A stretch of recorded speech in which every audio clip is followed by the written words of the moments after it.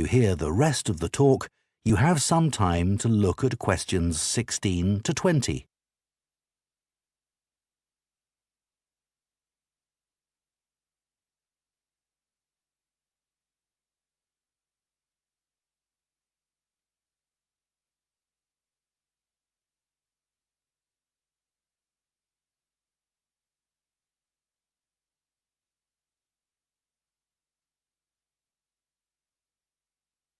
Now listen and answer questions 16 to 20. Now, on Sunday, we'll be taking our visitors to Farley House. You may not all be familiar with it, so here's a map to help you. You can see the car park at the bottom of the map. There's an excellent farm shop in the grounds where our visitors can buy local produce. It's in the old stables, which is the first building you come to. They're built round a courtyard, and the shop's in the far corner on the left. There's also a small cafe on the right as you go in.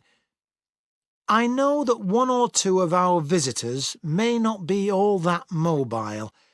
The main entrance to the house has a lot of steps, so you might want to use the disabled entry. This is on the far side of the house from the car park.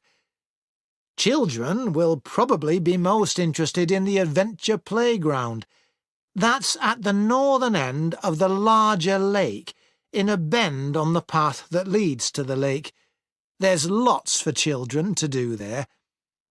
There are a number of lovely gardens near the house. The kitchen gardens are rectangular and surrounded by a wall. They're to the northeast of the house, quite near the smaller lake. They're still in use and have a great collection of fruit and vegetables. The Temple of the Four Winds is a bit more of a walk, but it's worth it.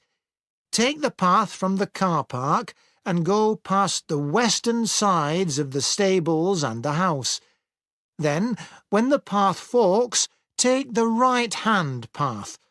Go up there with the woods on your left, and the temple is right at the end.